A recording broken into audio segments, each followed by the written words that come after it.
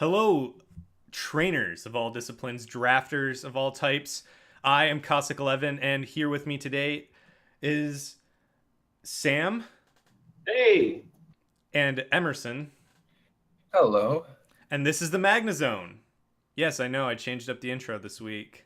I felt it Oof. appropriate. we're It's so so different. so proud of you, I mean, embracing change. We've come a long way from welcome. yeah, well, it's still the MagneZone, and we're still welcoming you to it. This is your resource for general Draft League knowledge for Pokemon, and also for news on the Royal Draft League, which is the draft league that all three of us are part of, as well as, well, formerly Clutch. Clutch is no longer in the league after this season. Oh, he's around. He's around though. I don't think he's going to be as prevalent as everyone, literally everyone's front office, though. You don't know that. We'll see. We have We'll, no idea. we'll certainly see. So moving on to our general purpose topic, because that's what we always like to lead with here.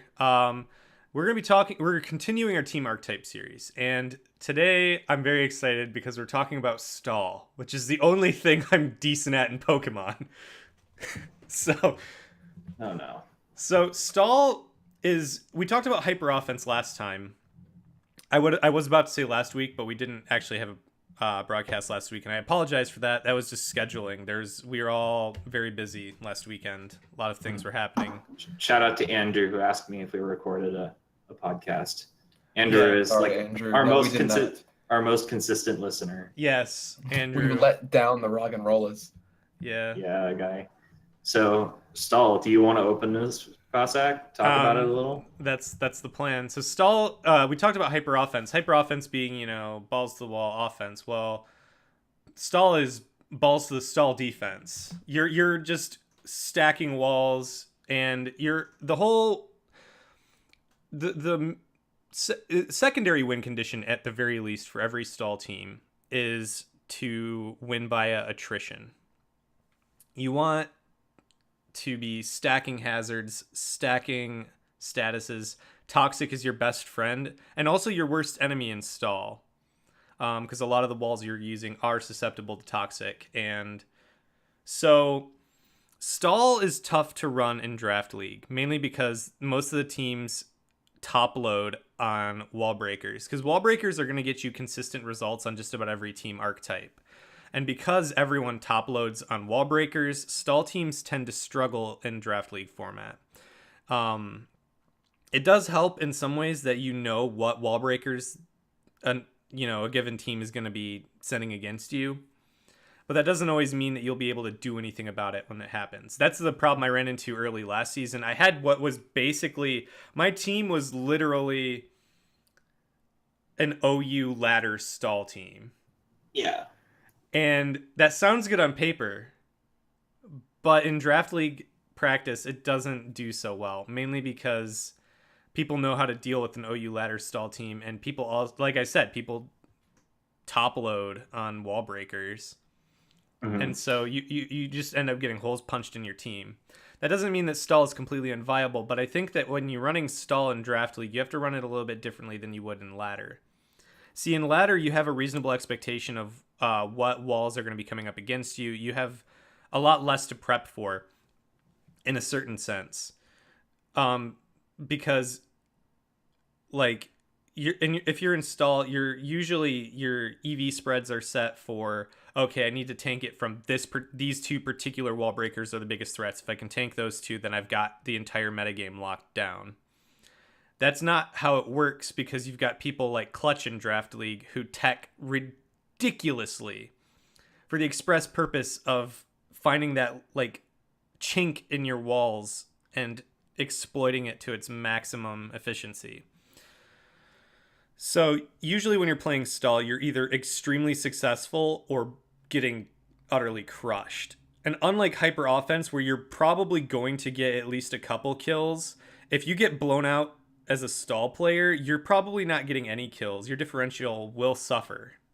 Oh yeah. As we have seen this season. Yeah, Ouch. I got 6-0'd in the first 2 weeks with that stall team, and it was partially because wall breakers, partially because they're just I didn't have an offensive threat. You need to have an offensive threat on your roster. Even if you don't plan on using it that frequently, you need to have 1 or 2 offensive threats, and here's why. First of all, you need to have those offensive threats because then your opponent has to tech for speed. And if they're teching for speed, they can't tech as much into attack and special attack. Yeah, I think it was Pack who, in his like week 1 and 2 season review, early in the season, he was talking about your game, and he basically said he didn't put a single EV into speed. Right, that's where I was getting this info from. All plus attack natures, everything. Yeah, because walls are slow.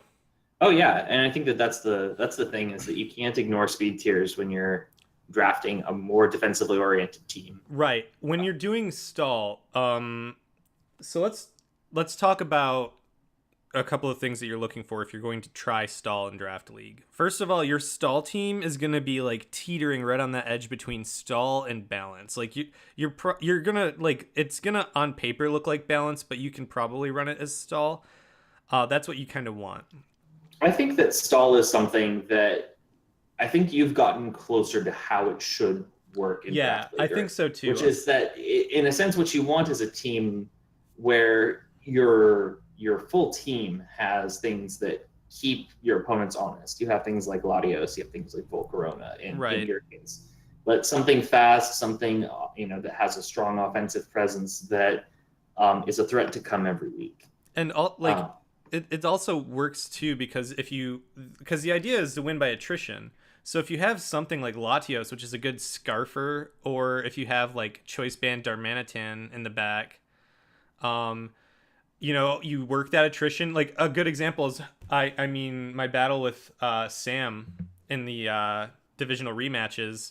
Like my whole plan was to wear him out so that Sharpedo could just sweep the rest of his team, and it almost worked. I see. That's one where I think you probably could have benefited from bringing more bulk that week. Yes, bringing a little bit more bulk that week. Well, I think what separates stall from balance is not just I don't think it's at all the amount of defensive walls in your team. Right. I think it's the quality. It's not just the quality. It's also the lack of a better term, the heavy hits. Because for any stall team, you can have a team with Mega Sableye on there with a bunch of offensive threats, but Mega Sableye is a stall mon. It can balance, but it's an intent. Because like with my team, I have a lot of mons that can be stally. Porygon 2, Mega Venusaur, even Primarina to a certain extent. Regirock, he's defensive, but he's not stall. But what stall is the ability, I think above all else, what stall teams need above anything else, not hazards, not speed control, they need reliable recovery. Yes. Absolutely. And I think above all else, that's what defines a stall mon, is one that can reliably recover. Reliable and recovery. Also wear down the other team. Right. Reliable recovery. With status condition or anything else. Is immeasurably helpful, and it's just probably the best thing for your team. You'd have I've got a Regirock, which is a great defensive mon, but stall mon it is not. Exactly. Not in the least. It's because it can't take repeated hits. Right. You're going to get down into the range where because things without reliable recovery get ground down. Now, another thing that you're probably going to want if you're building stall for draft league is you're going to want something with Heal Bell or Aromatherapy.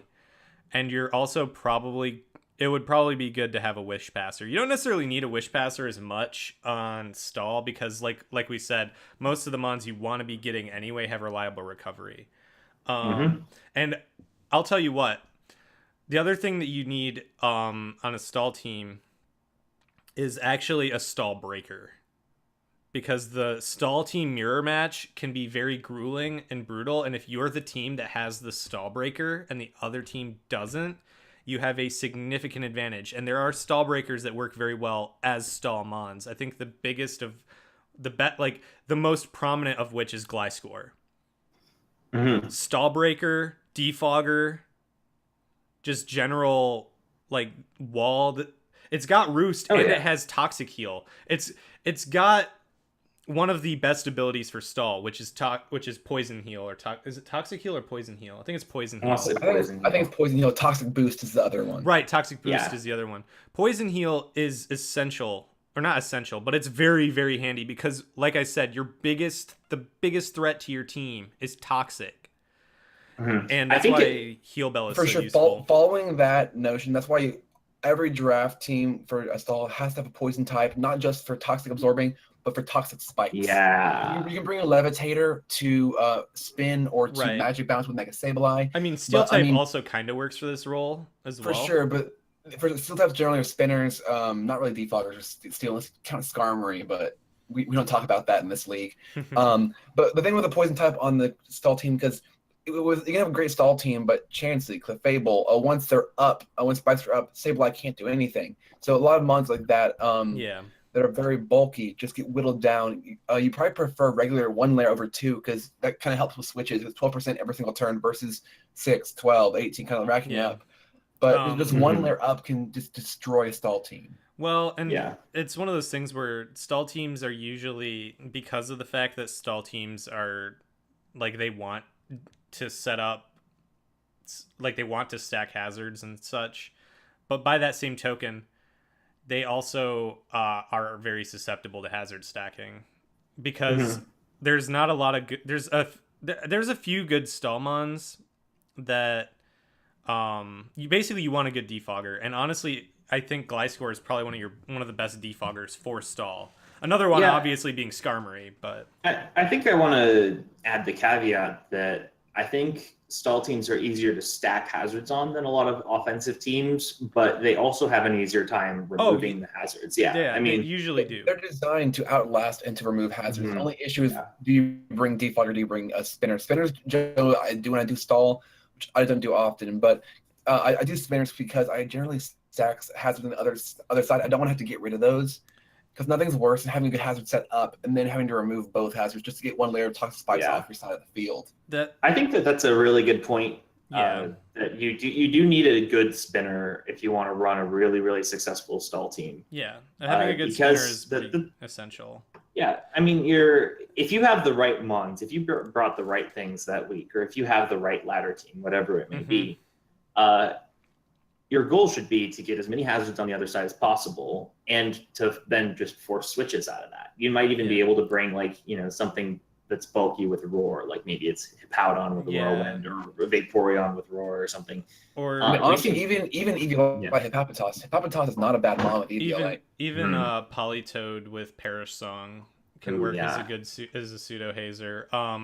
Rainstall is worth mentioning real quick. Rainstall is really good, especially when you consider the synergies that you can have with Rainstall. Also, it should be noted that we talked briefly about the Pixies in one of our Mon of the Weeks. Most of the Pixies are pretty good stallmons. Jirachi being like the king.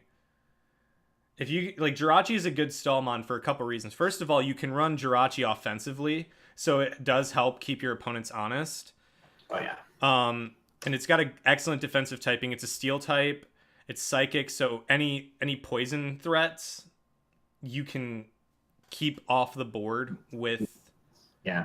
Well, you can switch it into predicted toxics. It doesn't really care if it's status, other than it doesn't burn much. Right. Burns the one. 'Cause even with paralysis, generally there's Scarf Rachi, which doesn't hurt him too bad, but burns the one. Because most Rachis are physical. You do see the occasional Thunder or Psychic, but generally it's Zen Headbutt, Iron Head, U-turn, something else.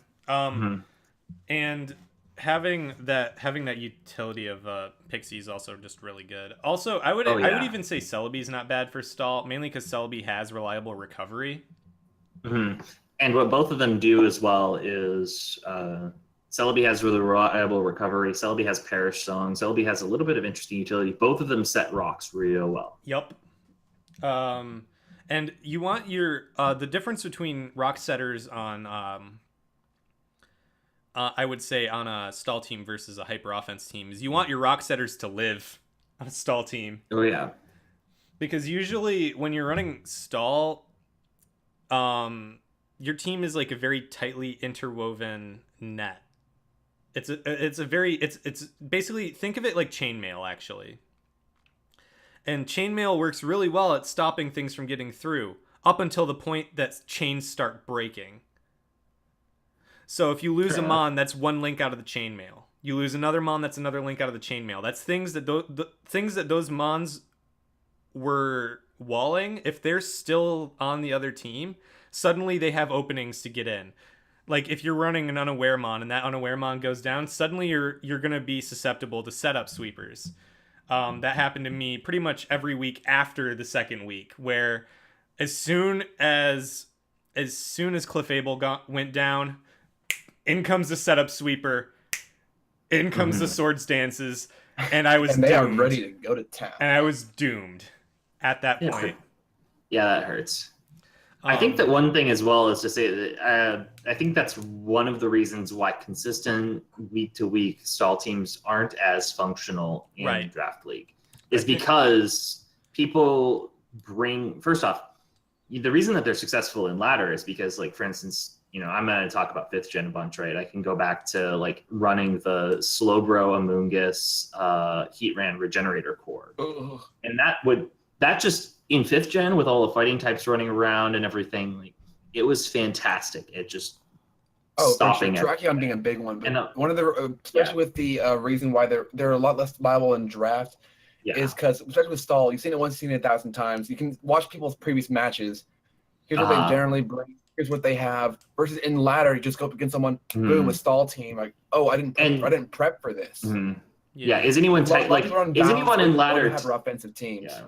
So in ladder, when you get this complete stall team, you're not ready for it off the bat because you generally prep for balanced. Well, I mean, and not only that, but the way that you tech in ladder is completely different than the way you tech in draft, right? Yeah. When you're teching in draft, you're prepping for like you're going to bring one mon that you figured out some way to at least like have a chance at breaking that core. Right. Well, when you're talking draft league tech, you're handcrafting a team to beat another team, which is different than teching for ladder. Because teching in ladder, what are you doing? You're teching for the biggest threats, the most commonly used mons, or for broad coverage. You're trying to tech to beat any team that could potentially come your way, or as many possible especially with these as drafts, possible. you can tell are they physical or special walls. Because going into a match on ladder and not being able to break a certain physical wall if you brought mostly a special team. Yeah. Well, that's why if you are building stall, I very much advocate either picking, like when you're picking walls, pick mons that have good, like get at least one mon that has good mixed bulk that you can run either or. Because like Toxapex is a good example, Ferrothorn is a good example, even Mega Sableye is a good example. These are mons that are basically staples, I think, in draft stall. The reason being, if you tech them properly, like they can't. It's very difficult to breach. Because I had a Toxapex Ferrothorn core in season 1, and that core is so difficult for teams to break. It's kind of ridiculous. Fair enough. You got Toxapex with Regenerator. And actually, a core that I definitely want to try running, and a core that I think if you're looking for a good stall team, Toxapex and Tangrowth. And the reason is very simple. Both of them have Regenerator. Tangrowth is very physically bulky, and Toxapex can be very specially bulky. So you kind of cover both of the bases on that. And they both have Regenerator, so if you're switching them out to block the things that, threaten the other, they're healing back up, and you just keep swapping them back in. And it's very difficult to break the core. It keeps that attrition going because it forces your opponents to keep switching. Yeah. And Toxapex can set toxic spikes. So... And it can absorb toxic spikes, also important. Yeah, exactly. And I think it gives a pretty solid double whammy. On top of that, Tangrowth gives offensive pressure too, because it can hit reasonably hard despite being mostly a defensive mon. And don't forget the knockoff. Knockoff from that thing is very, very good. Exactly. Yeah. Oh yeah. And if you're going these walls like a Porygon 2 or even a recoverable wall with leftovers or Black Sludge, having that thing in on switch is going to be really nice. Yeah, and I think that other things like, even wall breakers aren't going to appreciate a knockoff, right? You're knocking off their life orb or their expert belt or their choice band. Their choice band. Yeah, you're getting rid of another team's items is always a big boon to you because often those items, choice scarves, etc., are things that are fairly integral to their game plan. Right. And not only that, but like Tangrowth isn't the type of mon that you always call the knockoff from. You know, if you've got something like a Bisharp in or an Alolan Muck that's going to get off a free knockoff, that's pretty easy to see coming by comparison to say Tangrowth, which I would even a see Power Whip or an Earthquake or something. I would even say it's easy to see coming from Gliscor, because generally, because I'm gonna say a good 75% of the most common sets for Gliscor contain knockoff, because it's a spammable move. Oh yeah, with decent neutral coverage. Mm-hmm. Yeah, I mean, base 100 when you're knocking off an item, right? I think it's something like that. Close to it. And Gliscor has respectable attack. Oh yeah, and also, I mean, another reason that Gliscor is a good stall breaker is just because of its respectable speed as well. Yes, and that's important because like that's a premium. If you can get a wall that has a reasonable amount of speed, again, like the Pixies that we mentioned earlier, or Gliscor is a good example. I would even say Lando T, because Lando T on a stall team is very difficult to deal with because you don't know what he's running at first. Oh yeah, exactly. Is he running the back? Is he the back pocket sweeper that's supposed to clean up after the main threats are gone, or is he there to stall you? Mm-hmm. It can do both, but then again, I mean, it's Lando T, right? We talk about this thing as if it can do anything. It can. Yeah, that's because it can. I mean, does it have reliable recovery though? No, like, but you that's the one thing it doesn't get. And yeah, but I would also say that for the job that it's doing for your stall team, it can go without reliable recovery. Grant you, you're not. It is a good half setter and a good pivoter. Right. Oh yeah. I mean, I think that's another thing that we should talk about is the fact that stall teams do benefit from having a core pivot. Yeah. That's why Lando T helps out a lot, and honestly, that's why Lando T helps out so many. Yeah, Lantern is really good because it's got a decent defensive typing with water electric, and it's got Volt Turn, and it's a slow Volt Turn. So yeah, fair enough. It's got Volt Switch, and it's a slow Volt Switch, and it has a respectable special attack. So that's getting some chip damage in every single time, and like your opponent has to respect it because like they can't just like if you switch it in on a flyer that's not Zapdos or Gliscor or Lando T, like, but if you switch it in on like a generic flyer, they have to switch that flyer out even though they know you're probably going to Volt Switch out anyway, because they can't just leave it in on the Volt Switch, and they can't like there's also just a lot of other things they can use that keep it. It's one of those pivots where it gives your opponent very little option but to switch. Water Electric is just a good typing in general, especially because you're one step away from making a call that can end the ground type that's coming in. Yeah. I think this is something it's why I appreciate Rotom Wash, which is another decent stall mon. Oh yeah, Rotom Wash is Will-O-Wisp, good offensive, defensive typing. Lacks the reliable recovery once again, but it's kind of filling that. But doesn't it get Volt Switch as well? Lantern. Oh yeah, it gets Volt Switch, exactly. Yeah, so I mean, that thing it's fantastic. I love them on. It's one of my favorites to use. It's why it's on my team this season.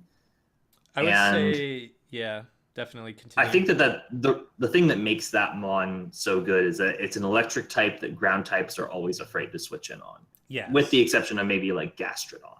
Right? Galabe. Yes. So that's the thing is that, I can always threaten teams with a Hydro Pump or a Volt Switch. And I think that especially kind of at the end of my my season here, it's a threat to do that. It's a threat to go for the Hydro Pump when you don't expect it. And it's a threat to Volt Switch if you predict that and stay in. It's a hard mon to predict. Right. And I think making people make those kinds of decisions with, things like Lantern and whatnot, that's always to your advantage, regardless of what team you're playing. Well, also if you're using it primarily to Volt Switch, it still means that they don't have a good read on what it's running. If you're primarily using it as a Volt Switch pivot, they don't know what other moves you're running, and they don't know what your coverage is on it. They don't know what from the damage that the Volt Switch does, they can get a decent guess at what your EVs are. And depending on if it came in on hazards or not, they can tell what items it's running probably, or like have a reasonable expectation. But beyond that, and you have to remember that like you said, Will-O-Wisp, there's a lot of things that you could have that are pretty nasty on Rotom Wash that you don't want to switch into because pain split. Mhm. Pain split. Like I wrote it. It's like, and the same goes for gosh, why can't I remember its name? The other electric water type that we just Lantern. Yes, Lantern. I kept wanting to call it Lapras. Mm-hmm. Yeah, I want to say this real quick as well about Rotom Wash and use it to also talk about another mon that I want to mention in the same breath. I wrote about this in my last big draft league blog post about how Rotom Wash is an interesting Pokemon because I think a lot of people who look at its general move sets would see it as kind of a very one-dimensional Pokemon because it's got like maybe 8, 9, 10 different moves it runs. I don't know that I've run more than like 9 different moves on Rotom Wash this season, but the way that you EV it and the item you give it gives it a huge amount of versatility. Like its stat spread, the choices you make when you're EVing it, it can do a whole lot of different things. Yep. I mean, it can be the most threatening Specs mon on your team, or it can be, an excellent defensive kind of back foot, pivot type thing. Yep. There've been games this season where I relied on that thing landing Will-O-Wisps, and it's worked out. Sometimes it's not worked out others. But I mean, the one downside of Rotom Wash is it's 2 of its most common moves are 85 and 80% accurate, and there's no Rotom Wash that's not running Hydro Pump for the most part. What I wanted to segue into in saying that is that another mon that's low key really good for stall or high key really good for stall. That has kind of a similar thing of not running a whole bunch of different moves. Scizor. Yeah. Really good, kind of on the other side, it's a really good I was actually going to pivot. mention this mon because it's... Yeah. Dude, I'm kind of curious what would have happened to your team if you swapped out Clefable for Latios instead of Scizor. Yeah, I wonder the same thing looking back on it. I kind of maybe wish I had done that because having a steel type would have been, I think, much more beneficial to my team. Don't forget Iron Defense, and also Salamence gets Iron Defense. I wanted to run that, but never got around to it. Scizor with Iron Defense is awesome. Yeah, Scizor is it's a really good mon. It's got flexibility, which you wouldn't expect from its move pool. You wouldn't expect from its stats, but it's got flexibility. You can run it as a defogger. You can run it as a pivot. You can run it as a swords dance. You can run it as a choice band. Oh yeah. And the fact that it has such good priority. I mean, Bullet Punch is just fantastic. Not just Bullet Punch, Technician boosted Bullet Punch. Technician boosted Bullet Punch. It's a fantastic move. I mean, it's what changed it from a UU Mon to like the top tier terror of OU in 4th gen. Got Bullet Punch in Platinum and never looked back. Yep. So I think the TLDR for stall is you can draft, if you're going to draft stall, my recommendation is draft a good stall core. Get that core you want. Get like your regenerator core. Get a good core. But then your next focus needs to be on picking up a couple of good offensive threats, solid offensive threats. Because I initially tried to patch this with Sharpedo, and it is an offensive threat, but not enough of one. You need something like Darmanitan that hits hard out of the box with Choice Scarf, so it outspeeds a lot. It hits a lot hard. Even resisted mons don't like taking that Sheer Force boosted Flare Blitz. So stuff like that, you need good. Like I would suggest picking up at least one really solid Wall Breaker and maybe a solid Choice Scarfer. You get those 2 things on top of your stall core, and now they have to tech for speed. They have to tech for defense to stand up to that Wall Breaker. They have to tech for that stopping power, and because of that will give you the opening you need to set the stall up. That's why I beat Pack in the Revenge Tour. Yeah, exactly. I think the other thing to mention as kind of the final note is that like we said earlier, stall is something you can run every so often. You can break out from time to time. Ultimately, I think that the best thing to do if you want to run stall in Draft League is to even consider going 50-50 or so with your stall mons and your offensive mons. Mm-hmm. You don't like, I kind of wonder looking at your team, whether or not Latios even is enough, right? Because if you had one or two more mons, maybe even two or three more, that was something had I that was speed tiering. that forced people to think a little bit more. Yeah, and that's something I was thinking segue. of. Definitely one that would help with you the balance would be a certain Krookodile. Well, no, but we end with the mon of the week. We'll get to that. Okay.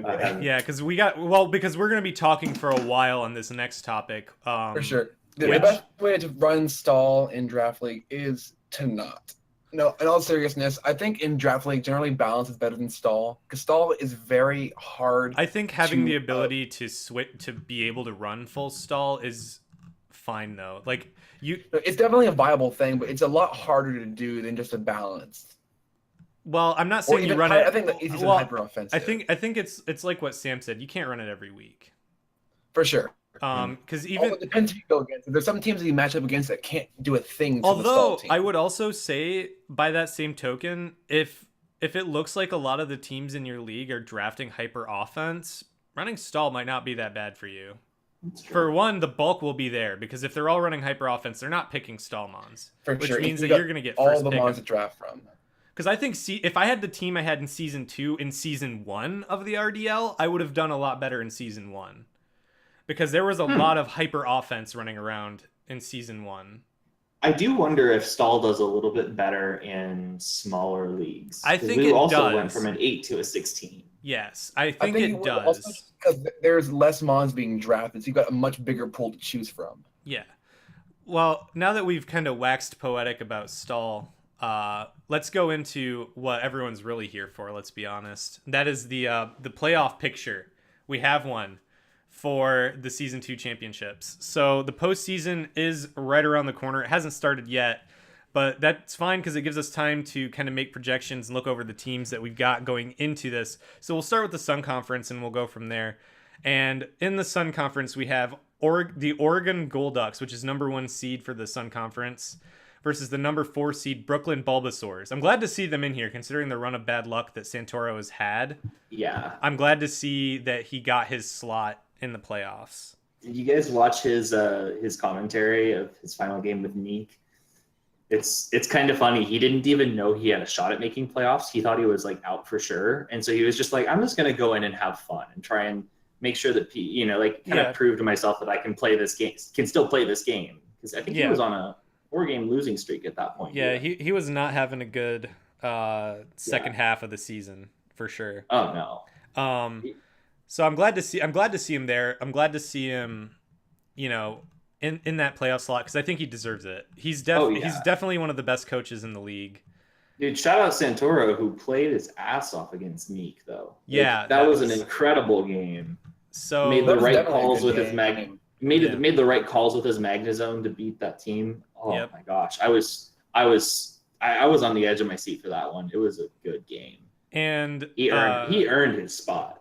Moving on to our next 2 teams, one of which one of our coaches and one of our hosts should be very familiar with is the New York Clinks, number 2 seed in the Sun Conference, coached by our own Sam.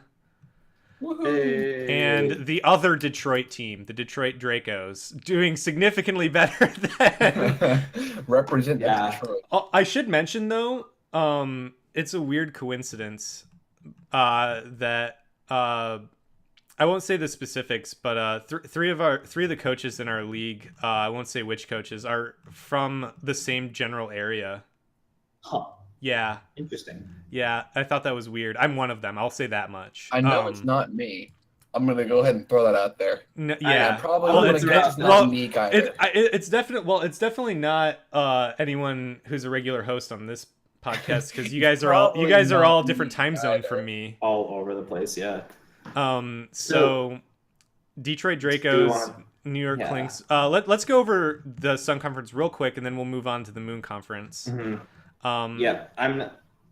Oh, do you want to just keep moving then? Well, okay. Or Let's start with Oregon versus Brooklyn. This is going to be a tough match to call. Both teams are really Yeah. really good. I will say Oregon's been on fire in the second half of the season though, and they've got a lot of momentum going into this. Also, Oh, yeah. the one thing that I'm gonna put, if I had to bet, I'd bet on Oregon here, and just because Milotic is a great wall, especially with physical, but Jolteon makes that so much harder for Milotic Right, to yeah. successfully switch into. Yeah, Or even Jolteon is definitely gonna be a Zygarde is going to be huge here if it does come, because that's the only Yeah. resist for Jolteon, or the immunity to Jolteon. yeah. But the only thing is the HPI, as we call it. That's the whole thing of like how do you play around that Jolteon? That's probably the biggest threat to Centauro's team. Yeah, Yeah. I'd say that's a fair assessment. So it's going to be a very close match regardless. I think all of these are. For sure. I think these are going to be great matches. yeah, I think so too. and we'll be going over these matches in detail after they happen for sure. That's something that I very much think we need to do because they're going to be good matches. Like if you look at like just looking at the Sun Conference was the only teams we've revealed so far. We're talking about the cream of the crop of a league that even the worst coaches in our league are still pretty good by like other leagues' standards. Yeah, agreed. And so I mean, yeah, like this is a high let's see skill here. league right here. It's I think. yeah. Yeah, I think so. I hope so. It would make me feel good about myself. It would make me feel good about myself too, or rather, it would make me feel better about myself. I can't necessarily say I feel good about myself after this Fair season, enough. but So, I think that what can we identify as kind of key mons here? I think he mentioned Jolteon. Yes, Emerson Jolteon. mentioned Jolteon. For Brooklyn, I think Reese mentioned Zygarde. I mean, it's worth noting that if Zygarde isn't starved, that Jolteon can run Life Orb pretty safely. yes, Uh, for sure. I mean, Jolteon is going to fear a Mega Aerodactyl that could outspeed, and Jolteon's, not going to take a Stone Edge real well. But Nope. there's some interesting stuff up and down this team. Yeah. Are you MagneZONE. saying that Jolteon is not the pinnacle of bulk? Yeah, I am suggesting that maybe just a little. Well, now it'll depend on what Jolteon's running. I'll say that another mon that can stand up to Jolteon pretty well is Snorlax. Because Snorlax, I mean, you got thick fat, so it resists any ice coverage or fire coverage. I don't think it runs any fire coverage normally, but who knows? It's Jolteon, so who knows? And also its main bulk lies in its special defense stat. So I think that the key to this game is if Santoro can find a way to dispatch Tornadus T early. yeah, if Like, you can get, I think that if it comes, and Yeah. I mean, in a way, I would assume it will, because it's just such a fantastic pivot. It's the mono flying type is great. Especially Regenerator's against the time fantastic. growth and the Heracross as well. Oh yeah, because this team, does it deal well with Tangrowth? I mean, it deals Honestly, pretty well with Oregon is Tangrowth. great in the rain. If they bring the rain this week, that's going to be really tough for Brooklyn to get past. looking at their team, I would say that they have something like Embor can deal with Tangrowth if they run it, especially if they run him specially. Yeah, which Torny T can deal. Yeah, Torny T can definitely deal with it. Mega Beedrill, I think, hits hard enough that it can deal with Tangrowth. Those U-turns are. I will say there's probably like definitely shots. hazards coming on at least one side of the battle here. I think Oregon would be remiss not to be running Stealth Rocks on something. Oh, I think for sure. I do think Brooklyn might bring rocks as well, because he's brought out an arrow a few times. Yep. But honestly, it could come on Necrozma if that comes, because that would be really good. Also, I think it'd be fun to see Autotomize on Necrozma to get speed boost to outspeed even the Beedrill. We'll have to wait and see. Yeah, that'll be an interesting thing. You can be sure that the only thing I can really say for this match is to expect the unexpected. I mean, you got two great coaches. I mean, look at the first half of the season for Brooklyn. They dominated the first half of the season. And even in the second half, the fact that they went on a 4-game losing streak due to some horrible luck and still managed to claw their way into that number 4 seed, they are like, there's a reason he's now a 2-time playoff coach. Yeah, the only 2-time playoff coach. Indeed. Yes, he's the only 2-time playoff coach, and there's a reason for that. He's good, and he's like we talk about clutch teching, Santoro's about the same way when it comes to teching. You can expect the unexpected when it comes to Santoro. Mhm. So I don't know Santoro's habits with regards to building sets EV wise, but he does. I think he does build for things that other people don't really expect. I mean, yeah, we have all the Flame Warp Facade memes because of Santoro. yeah, So it's all his doing. yep. It's all I think his it would fault. be. I kind of wonder if he's gonna bring Dusclops. It would be interesting. I mean, it's definitely a potential option. I don't know if he'd bring it. I don't know if he'd go that far, because I mean, that thing is just so bulky with EVO8, right? that's true. And that's you know, the thing, and is you really actually- need something to stand up to all of those hitters at the back. And actually, now that I look at it, there's a lot that he could potentially stop with the Dusclops. So and also now he might bring the Dusclops to check the jellyfish because ghosts are weak to ghosts. Jelly generally doesn't run ghost type moves except Shadow for Ball? Hex. It doesn't. Well, that's the thing. Jelly doesn't usually run Shadow Ball. Usually, when you're running Jelly, you're running Scald, and you're running. Now, I don't know what Oregon. I haven't really looked at what Oregon's run Jelly for. But Ballistic has run offensive Jellison before, which is interesting. If he does run that, so it'll be interesting to see how that matchup goes down. I still think Absolutely. I still think Dusclops does have the potential to check the jellyfish at the very least. I think it can. I do think if Snorlax comes, Snorlax is definitely going to bring immunity over Gluttony. Yeah, that's true. Or even over Thick Fat, because Jelly Toxic is a big thing on Jelly, and Yeah. that's the best way to get past Snorlax Well, in this team. he's got a lot of good even toxic Gluttony would be setters. better than Tyrantrum. Well, he's got a lot of good toxic setters because he's got He does. That's why I think it's Snorlax for sure. has got it. immunity probably is going to be his better bet. I'm just saying Thick Fat is an option. I think that's definitely an option, but again, I think that really only checks the Embor and possibly the. And he Ice doesn't need to Punch check or the. something. He doesn't need to check Or the Ice Fang. Embor or the. He doesn't need to check the ice or the fire because he's got Melodic, which does that. Oh, that's true. It The only checks thing those things. The only thing I would fear is, and this is one of the reasons why I think the Dusclops could be good, is because it's the one switch in on that Fightinium Z Embor, Yeah, which is a problem. that is. I mean, I was actually really, about to ask if you, that's if the you guys thing, is think that- that secrets were coming this week. well, I think this people are generally very wary of Z crystals. yeah, which I will would bet change more, with the Z more Captain likely system. than not know it's not going to come because they're very situational, also depending on the team as well. Yeah. I kind of wonder though, because does Ballistic really have anything else to break Snorlax if it shows up? Well, Sledgehammer. Well, the thing is, Snorlax, even at its bulkiest, it's unless he's running a curse set, which is possible. It's Santoro, and Santoro has run the curse set in the past, but unless he's running a curse set, it's not as physically bulky as a lot of people seem to think it is. Oh well, no, of course. I mean, it's and base also 65 he can run. defense, something. He can run fighting type null. Yeah, I'm not sure. I'm not saying here's he the thing will, is and that, I don't think he would because that seems like too edge case. Wait, do you mean fighting Silvally? Because Type Null can't change its type. Type Null has to be Oh, that's normal right. type. That's right. Silvally is one that can change types. Never mind. I got the two mixed up. Never mind. Yeah, generally Type Null is generally EVL. But which is like really good on Type Null. But by like the way. Tyrantrum can, even without fighting type, can like a fighting type coverage move can still break a Snorlax because of just how hard it hits out of the box, and it's gonna outspeed the Snorlax. Snorlax is not a fast mon. Well, I was say Tyrantrum was the key last game these two played. He just switched it in, went for the Choice Banded Head Smash, and you took guys head smash more than victory. more than 50% out of a Milotic. Yeah, That was both Clutch and I were watching that game, I think simultaneously, and both of us just went, "What the hell?" I mean, we could he's got the options. Yeah, it's just nuts. He's got options for dealing with Snorlax. I don't think that Snorlax. I mean, don't get me wrong. Snorlax is still an issue because of the fact that it's normal type. Its only weakness is fighting type, and it's bulky as hell. And depending on the set that Santoro decides to run, it can it can shut down a lot of this team.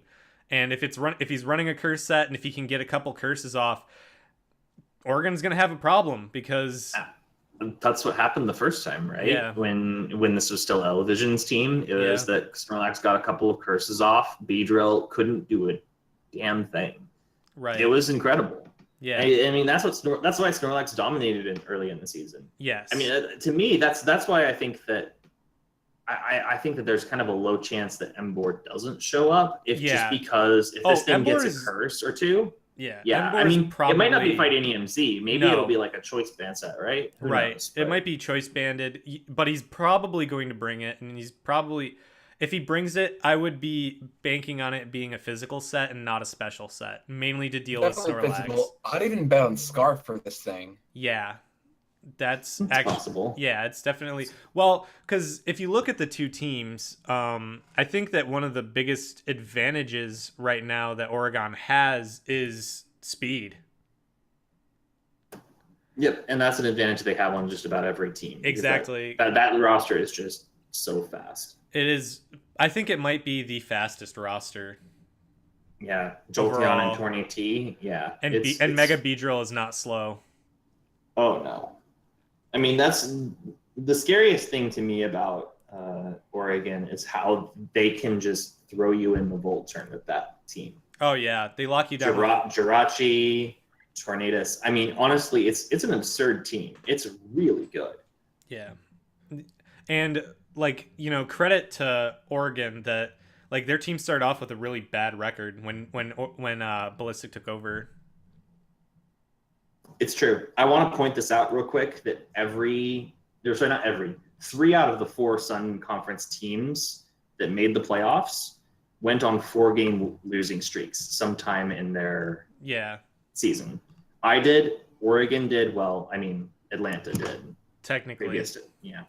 Before new ownership took over. Before new ownership, they went on a 4-game losing streak, and Santoro went on a 4-game losing streak, and all of us made the playoffs. Yep.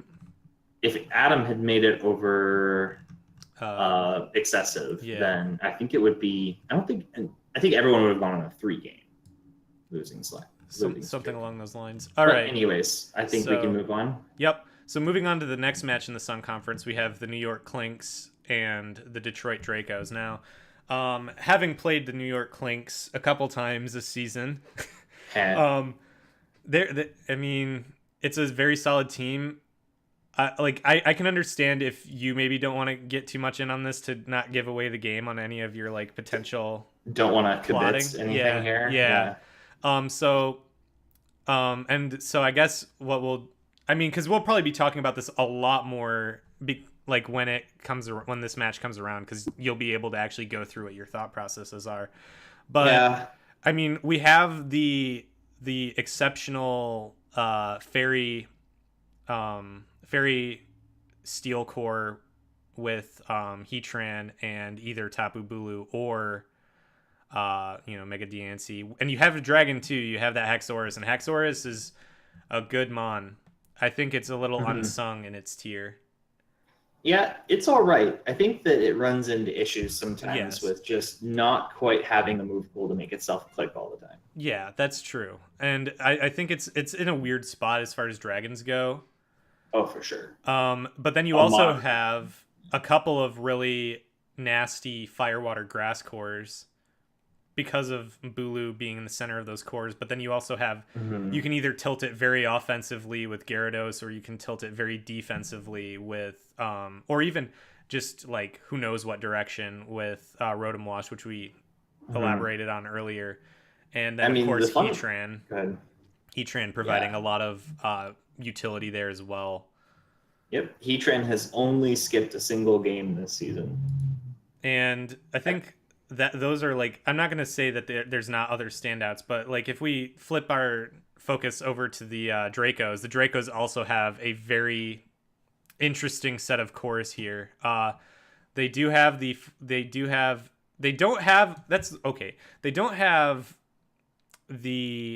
standard set of cores. I'll say that right now. They do have, because they have this weird thing where they have like 2 pieces of a bunch of different three type cores. And this just goes to show that you don't necessarily need to have a 3-type core to succeed if you've got as stacked a roster as they do. Because they have Mega Pinsir, they've got Celesteela, Hydreigon. They have Nihilego. They have BBE, Brave Bird Everything. Yeah. You know, I think Swampert's a low-key good pick for them as well. We've talked about that previous. It's kind of interesting. I'm just realizing this. It has 9 games brought, 9 kills, and 9 deaths. That's cute. I think that shows... Well, that's Staraptor that has that. Oh, my bad. Yep. Reading across. Now, Swampert has even more brings than that. It doesn't have quite as many kills and doesn't have quite as many deaths. But I think that in a lot of cases, especially because, you know, Swampert can, like, be used offensively, but I think it's used kind of this as a weird, like, pseudo pivot a lot of times. I don't necessarily think that the nice middle ground. Yeah, it's kill and death stats. I don't think I think those kind of don't show the whole story where that mon is concerned. Oh, absolutely. For sure. I think same thing with like my Porygon too. It's like it was very useful, but it's got terrible difference. I think the thing with Swampert. Swampert would beat me. Right. Nihilego got me down, but if Swampert wasn't there, I probably could have swept. Well, look at Lantern. Yes, Swampert is definitely a great thing for this team. Well, and we talked about Lantern earlier, and look at Lantern's differential. Lantern is a -3 KD, and it's only got 2 kills and 6 brings and 5 deaths. But it was probably, you know, it's using that volt switch and that pivoting power to just cause whole sorts of problems for teams. He's got an interesting roster because it's really difficult to gauge because he's at the top end. He's got 2/3 of the fairy, or of the fairy steel Dragon Core, the steel dragon being the key there. It's with Celesteela and Hydreigon, and those two play off each other very well. Yeah.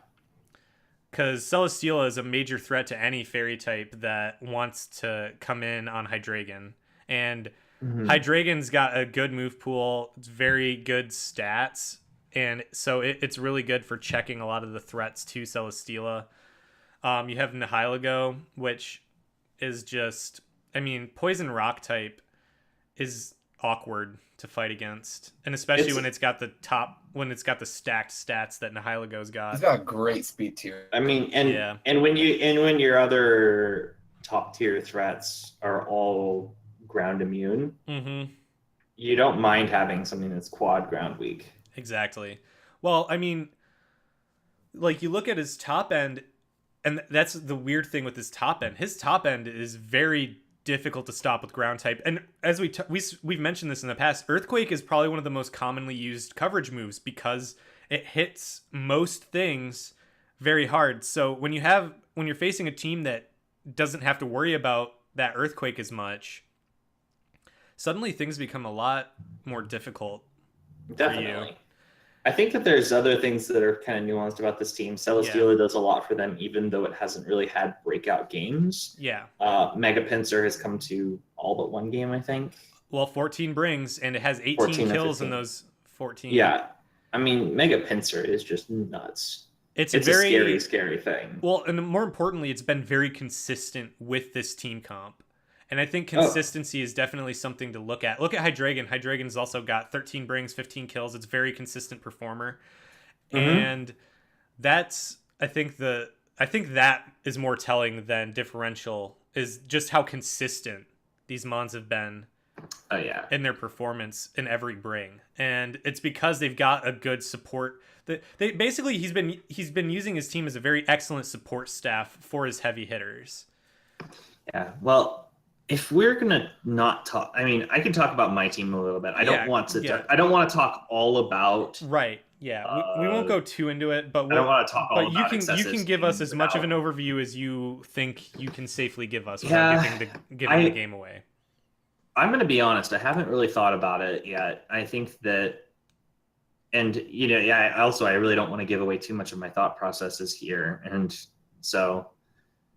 I don't know what to say, really. This is the advantage of being the bottom team in the league. I can talk about any team as much as I want, and nobody cares. Exactly. So that's what I'd like to say is just like, I mean, you guys can have a go at this and say what you think, and I'll probably just kind of, withdraw my thoughts for now. Yeah. Just smile and nod and don't give anything away. Yeah. Yeah. So, I mean, what do you guys think are the key mons to the matchup? You tell me. I'm going to say that looking at the Draco's roster, It's gonna depend. I see a Hitmonlee with probably Grassy Seed. Yes. Hitmonlee is definitely a bring here. For a couple reasons. First of all, does Hitmonlee get Rapid Spin? I believe so, yes. That might be. It does. It might be relevant. I don't think it'll be that relevant because it doesn't look like Draco's has very many hazard setters. Now, by that same token, the Dracos also have decent hazard removal in Decidueye. Decidueye can work hazard removal. Staraptor can work hazard removal. So you've got a couple of decent hazard removal mons. So I think that at least for the Dracos, I think they're Mega Pinsir and I'll say Celesteela are going to be big contenders in this match. I have to hop in and say this: does Celesteela come with Lycanroc Dusk in the back? Also, I have to agree that Celesteela is a big deal. I think. Well, here's the deal with Lycanroc Dusk. He's got answers for Lycanroc Dusk because, I mean, he's got Decidueye can handle it. I think, because it's grass type, and I don't think does it have good fire coverage. Does it have Fire Fang? Because I don't think Lycanroc. Sorry, Dusk, I was just saying it does have Fire Fang. Oh, it does. Well, then okay, then forget what I said then. And also, yeah, I mean, it's one of those things where. Although I will also say by that same token, Lantern and Swampert are also pretty The decent. big question checks. is Lantern Water Absorb or Volt Absorb if it comes? I bet Water Absorb just because, one, for coverage, and two, because there's two water types. I think we're probably going to see Intimidator on both sides, being Staraptor and being Gyarados. If I had to guess Sam 6, I would honestly go, or if I was bringing for Sam, I'd bring Bulu, Hitmonlee, and Gyarados hands down. Yeah. The other three up in the air, I would probably go with Diancie, Heatran, and I'd honestly go with Haxorus over Lycanroc, although that's probably not the best play. That'd be kind of, I don't know, Lycanroc would be really good because of Pinsir. Yeah. If I had to pick three for Dracos, I'd probably go with the Nihilego, the Swampert. I honestly wouldn't bring Pinsir for this at all. I'd probably go Nihilego, Swampert, of course BBE, Espeon, Celesteela, Hydreigon. Yeah, I think that jives. Because it's going to give him the maximum amount of coverage with the minimum amount of weaknesses. Like, because the problem is if he brings Mega Pinsir, I think he's stacking his rock weaknesses a little too much. And Mega Pinsir, yeah. Yeah, Mega Pinsir, yeah. And he's going to be stacking his rock weaknesses a little too much if he brings that. And, it's possible that he doesn't bring it or he does bring it and doesn't bring BBE. I think he'll bring BBE because Brave Bird everything, but... yeah. I think that there's some interesting nuances to this match. I think it's going to be good. Like, I feel like I don't want to say I want another shot at Excessive because he's just the nicest guy, and he's played incredibly well with a difficult schedule. Mm-hmm. But I mean, I felt like we were pretty evenly matched in our last game. Other than there was that crit that really broke my Diancie on that Earthquake. Like, he could have gone for like Heavy Slam or something and just ended me. But at the same time, like, I felt like I had it would have been a little bit of. I think we both agreed that at the very end of that, it would have been a very different game if I had survived the Earthquake. Yeah. And if it hadn't been a crit, but I think these rosters are very evenly balanced against each other. And when you, to an extent, yeah, it's a weird like dance that you guys will be playing for team comp building, because it's gonna be like, because the weird thing, it's this weird thing where like you both have teams that, depending on who brings what, is gonna be very much an uphill battle for the other person. So it's gonna come down to who predicts best in team comp, I think. I think that's true. I mean, I think it's one of those things where, because I made the comment, like, does he bring Mega Pinsir because I have Lycanroc Dusk? And I mean, the inverse could be said, right? Do I bring Hitmonlee because he has Mega Pinsir? Right. I mean, even with a Grassy Seed boost, I imagine that an Aerial 8 quick attack off of that attack stat, and especially with Hitmonlee being physically, defensively frail. Yeah. It's not a contest. Yeah, and I think I can't call this, okay? Like I don't have the skill level to call this right now. You ain't got the answers, Sway. I ain't got the answers. So we'll move on from the sun and roll into the moon. And so we have the number 1 seed Galesburg Glycors. And of course they were going to be number 1 seed because Neeks had an amazing season. Just dominating their division. So number 1 seed Galesburg Glycors versus the number 4 seed Rochester Rock'n'Rollas. So that'll be interesting. That's going to be a good match. And then we have the Kansas City Kingdras and the EC Gastrodons. So luckily, That's me. So yeah, and it's almost a good thing that Clutch couldn't make it today because like the trash talk, the trash talk would be over 9,000. So Clutch is too nice to trash talk all that much. True, but it's so is Emerson. To be fair, yeah, to be fair, I try my best. I wouldn't say that there would be that much trash talk, but definitely there would be a non-zero amount of it, and it'd be awkward to talk about. Yeah, it'd be really awkward. But those like, well, the other player has some good mons that I will not speak about. Yeah, exactly. I will not say anything. Armaldo, we're totally free to talk about Armaldo all you want to. Armaldo is the key. I don't think he's good against one mon against Clutch's team, so you can probably bet I'm not bringing Armaldo. I would say that's probably strategically probably a good idea for you. Probably not best against a Terrakion, an Empoleon, a Savali, a Kyurem, Zoomeril, anything on that team. Armaldo doesn't want to handle anything but Reuniclus.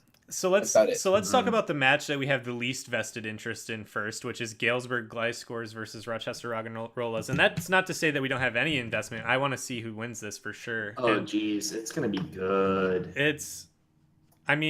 We've got Galesburg that's got the best record in the league with 11-4. Versus Rochester, which is one of the 4 that beat them. Right, exactly. And that's, I think, the key Represent here. Hoenn. Also, I think it's funny that 3 of the playoffs are Hoenn. They represent doing great. Yeah, that's pretty... Yeah, that's actually... Yeah, holy crap. I didn't see that at first. Dang. That is weird. Anyway, so, we've talked a lot about Galesburg's team already, and I think the biggest thing with Galesburg is if you look at their games brought, it's probably one of the most even spreads we've got for brings, because they've brought everything on their team at least 4 times. And yeah, I brought Armaldo once. I'm not going to be up on there in that list. And I'm not good with even. Like, what do I even say about this team that we haven't already said? It's a solid roster, pretty stacked if we're being honest. Yeah, dude, if I wasn't lazy, I wanted to write a whole article on Galesburg, because I think that this is honestly, not only is it one of the better teams in the league, it's one of the most interesting. Yeah. Because you don't look at this team, at least I don't, and see threats beyond, like, I think at a glance, you see Megalodios and you're like, oh, that's scary. You see Mimikyu and you know that that's scary too. They've combined for 32 kills this season. That's just absurd. Yeah. And other than that, it's like, oh, Buzzwole, Crobat, like there's not a whole lot of things on this team that initially, and I guess Raikou and Suicune as well are both going to be problems, but Suicune hasn't performed a whole lot. Well, that's because he's been running it as Crocoon frequently. Yeah, but Crocoon would rack up kills, right? Like, no, you'd be surprised on how little Crocoon racks up kills, because I've run a lot of similar-ish sets on things. And it's a set that's designed more to cause switches and provoke switches more than it is designed to get kills. Yeah, fair enough. It's a wall strat. Now that's not to say that it doesn't get kills because when it hits hard. Yeah. I think but it's also worth noting that, he has played how many games? 13. I think he had 2 forfeits. Yep. So Suicune has still come in less than half of his games, excuse me. Yeah. Yep. And so, his big brings are things like, really Mimikyu and Megalodios are the only like common threads here. Yeah. And I think that's the biggest problem with dealing with his team is he doesn't really have any common threads other than the obvious ones, which are Mimikyu and Megalatios. But like depending on what else he's bringing to support them, it's very, very tough to plan. Yeah, I think that another thing that's really low key good about this team is how he has utilized Magmortar and Piloswine, or Piloswine, or how do you say Magmar? That? Magmar. Excuse me. Yes, Magmar. He doesn't have Magmortar. He has Magmar. Yeah. But the fact that he has. Yeah, the fact that he has those 2 Eviolite users at the back, he's utilized them incredibly well. I mean, they're just these things that he brings in that just take nothing, like no damage from certain attacks. It's kind of low key. One of the reasons that this team is so good is because it has a whole lot of kind of underestimated bulk, right? Well, and a little bit of underestimated hitting power around. I think that's what you can. This is the thing with Galesburg. Galesburg has flown under the radar for majority of the season. Even though they've been like racking up win after win, majority of the time, they've been very much under the radar because their roster is very unassuming. For a long time, they were not even near the top of the kill boards. And so they had this weird thing where they flew under the radar and just kept picking people off one by one until someone finally sat up and took notice. And even then, their roster looks very unassuming, like you said. You look at it and, Mimikyu and Megalatios stand out, but they always stand out. And then you have a few things you're like, well, that's going to be annoying to deal with. But it's not until you see the pieces of the puzzle get put together that you see that this team is terrifying. Yep. I wrote a whole 2-3 paragraphs on Krookodile because I think it's actually low-key the MVP of this team. Mimikyu and Megalatios obviously pull in the kills, but I think that the way that Meek has played Krookodile has been just orchestral in this whole thing. And also, another thing to mention is Exploud, which shout out Exploud, got teared up. I'm not necessarily sure that it should have been, but what does he nickname it? Is it Angry Mom? I think it is something like that. It's Angry Mom. I think that's hilarious. And I guess I could ask Neek this, but it seems like every time it comes, it's just Specs Boom Burst, which is a problem. He brought it against me, and that ruined my team. Despite all my I had walls for that thing, and that Specs Boom Burst still just one-shotted them. It's scrappy too, which means I can't use Magi's against it. Right. Yeah. Yeah, like Mega Sableye can't stand up to it. I was not ready for it, and boy did it show when I faced Neek. Oh yeah, is there anything that doesn't 2-hit KO? It's just there's not very much. I'll tell you that. And it can tank enough hits to cause you problems. Yeah, that was one of the things that Santoro was kind of up against when he was playing Neek, was that he was running out of things that he could switch into that Specs Boom Burst, and he really kind of slid by narrowly with that. There is one thing it cannot 2-hit KO. Shedinja is a 1-hit KO automatically. Well, there you go. So we have found the one weakness to 2-hit KOing. There's probably quite a few things that it can't 2-hit KO because it 1-hit KOs. Well, actually, it can't. No, but because of Wonder Guard, it can't hit Shedinja with Boom Burst. Oh, but Wonder Guard. You're right. So you're right, but for the wrong reasons. We've done it by accident. Okay, so that means Shedinja, round 1, next season draft. Next season draft Shedinja. Just do it for the memes. I might. Yes. Shedinja with the proper support system actually isn't awful. Yeah, it depends on how much people prep for it. Although you literally cannot switch it into Stealth Rocks because it will die instantly. Or spikes. Yeah. Or toxic spikes. No, because don't those things get blocked by Wonder Guard? Nope, not spikes. Toxic spikes. You can poison it, you can burn it, you can freeze it. Oh, okay. So if you toxic spikes, it'll die the next turn. Same with regular spikes will kill it, rocks will kill it. Fair. Because hazards don't take into effect typing really. Not really, because super effective. Okay, well we've gone over Galesburg. Let's go over Rochester now, because they also have a solid roster. Look at this. They have my boy Goodra. And Goodra is one of my favorite mons. Definitely helped them in the last couple matches. But let's take a look at their top 2 brings, which is Mew and Mega Manectric. Now, Mew's kind of put up middling stats.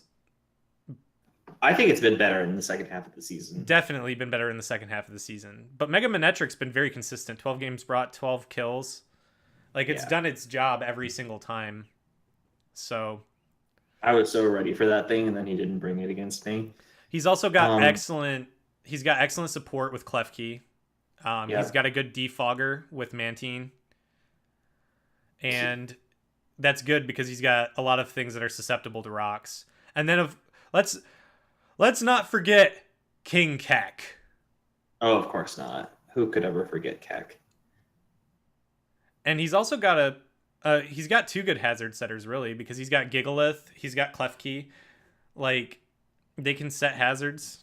They can set different hazards, more importantly. And also Gigalith with Sandstream, you get that sandstorm rolling, and that's a lot of dot that's getting stacked right there. Oh yeah. And dot stacking is annoying. Definitely. I think that Sneasel could be good here. Yep. Mew could be important. I'm interested to see how the team ends up dealing with things like Mega Latios. Yeah, that's... Because I think that one interesting thing is that he has Breloom that could really help deal with Suicune. I wonder if Suicune doesn't come because of the Breloom. Like, Breloom's just a problem. Yeah. Well, Breloom is a problem for a multitude of reasons.